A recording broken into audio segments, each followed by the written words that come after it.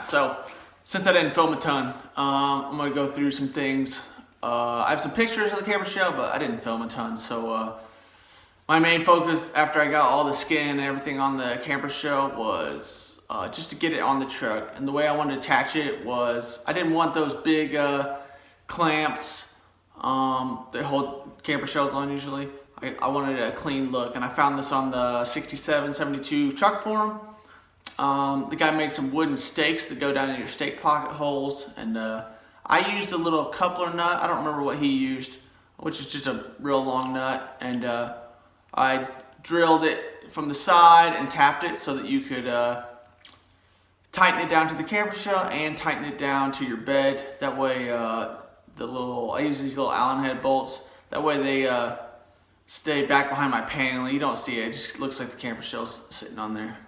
So after I got it all attached, and I'll show more of that in the next video, I was working a lot, so I mainly just had it on there. I took it to a swap meet up in Kansas and was driving on the highway. You know, it was like 3 hours each way from me where I was at in Missouri.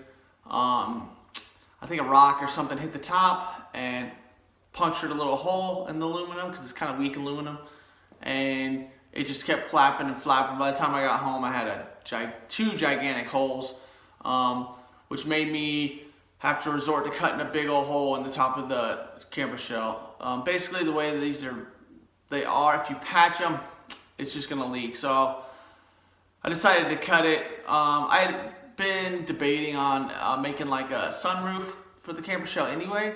I just always thought that'd be cool, something fun to do. So now I have a, I don't know, 5 foot by 5 foot sunroof, basically the whole top. I cut it just so I could drive it around, and then I finally got some polycarbonate, which is kind of like clear plastic, if you don't know. Real strong, but kind of pricey if you get it thick. So I got the thinnest stuff I could, and it was still like $100 or something, maybe two. I think it was $100. I think it's like 30 thousandths. It's not thick, but it holds up, and the plan was to make a tonneau cover for the top anyway, because one of the reasons for the camper shell is so that my bike tires don't explode. They don't like being in the sun that long, and so a plastic top making a greenhouse effect in there would melt my bike. It would not be good. So next up was to make a tonneau cover for it. I wanted it to look like, you know, like an old S10 style looking button top tonneau cover. I wanted it to look close to, you know, the 60s age of the truck. I really wanted a brown top to go with the brown sides. I couldn't find that. All I could find was on Sailrite. They have black or the beige, and I ended up going with the beige just because it's a little lighter, and I can maybe try to dye it brown, which is kind of my hopes eventually. So eventually on this channel, I'll try to dye that. And that stuff wasn't too expensive, and you just you have to do one corner. You kind of have to sew two sides. You know, I overlapped it about an inch. So two sides.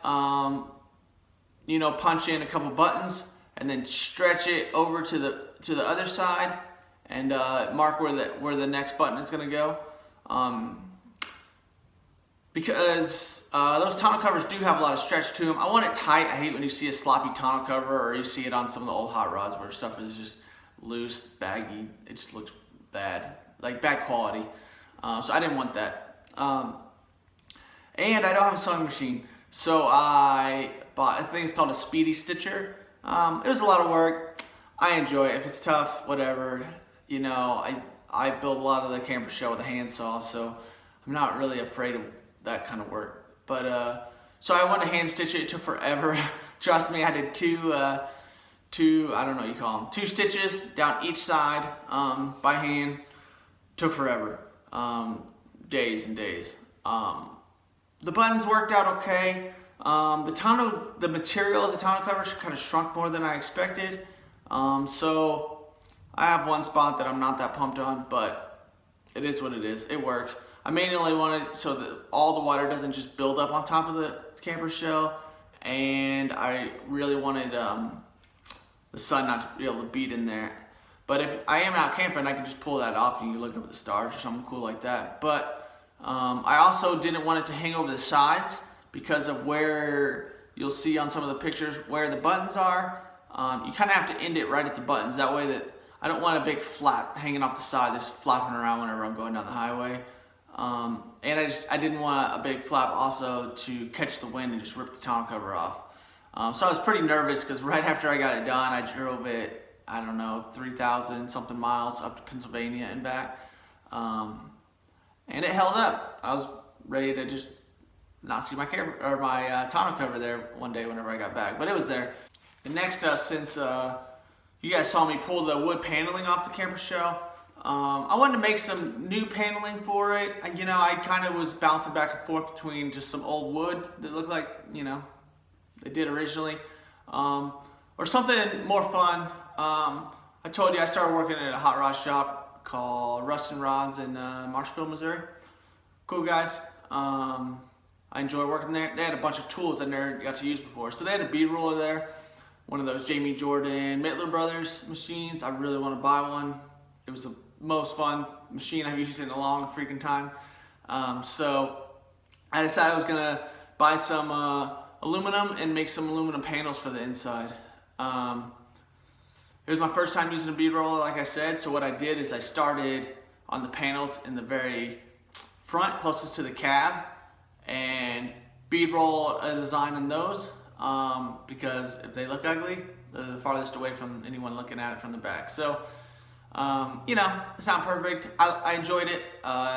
In here, I'll show you a picture of the door panels I made for my truck later on. So you only get better by experience. So I got a lot of experience with that camper shell, bead rolling those panels.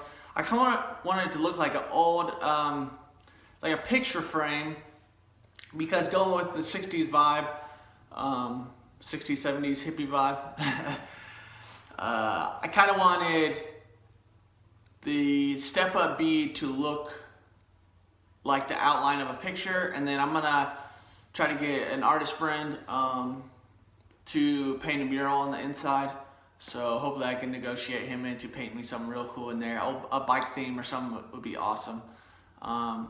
And then that way around all the windows, they would still remain the aluminum look with the silver, you know.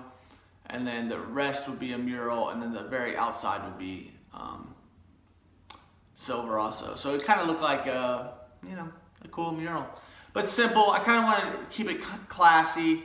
I don't want anything super cheesy, you know. I go to the shows and see the van, the old hippie vans, and that's not for me. I'm sorry, I just don't need, you know, a big old plush couch in the back of my truck or anything like that. But I just want to have a fun time with my truck, you know. It's not a show winner by any means, unless you like some fun custom stuff that you can do cheap, because I am not rich. The bead rolling was awesome. I really enjoyed doing that stuff. Tonneau cover's on. It's been holding up. If you didn't know, these videos are older. I'm gonna let you guys know whenever I catch up. But I filmed a ton of stuff and I just got a computer, so I'm kind of backed up on making all these edits. But the camper shell is how you see in the background over here. It's done. It's ready. I just still don't have I still haven't made a mural, or I haven't had him paint a mural on it, but one of these days. Telling these pictures, that picture where it's all white is actually me just making paper templates. That's definitely your best go if you're making anything fabrication wise. Make a paper template, save yourself a ton of time and money and trimming and trimming and trimming, even though you're sure gonna do a lot of that. But I made a paper template.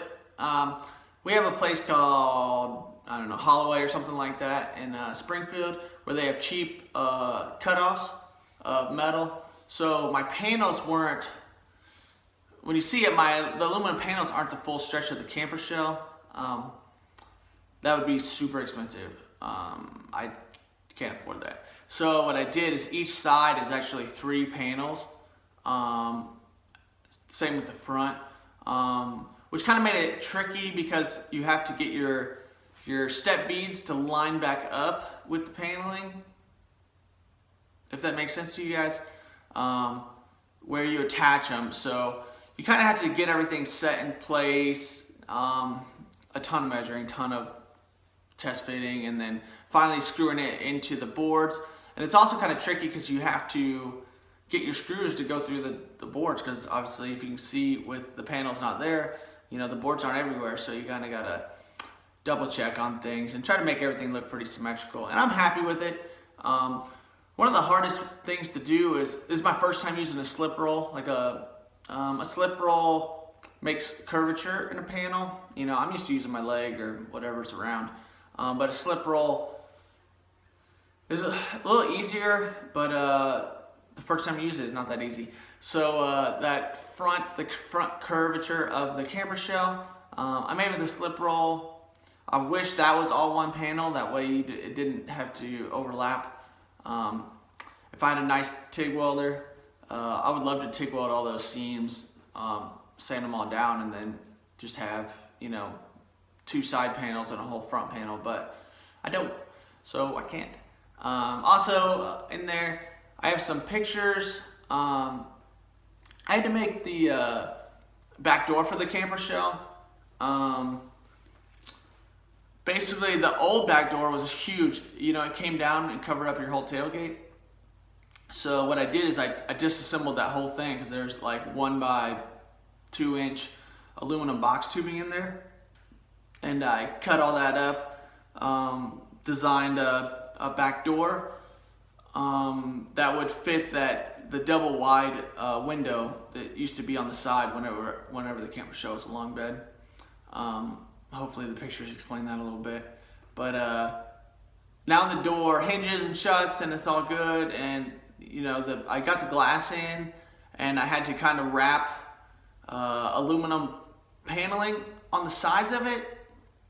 It's kind of tricky. The only thing I don't have for it, and I'm hoping to get at that Pomona swap meet this weekend, is I need a lever. I need to make a lever latch assembly for the back. So that's the goal, the swap meet. I need to get a little lever. I know some of the old style door handles actually have like a square shaft that comes out. That'd be fine.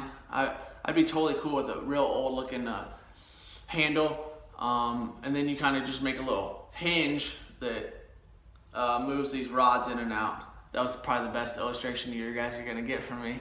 But hopefully I get on that this weekend.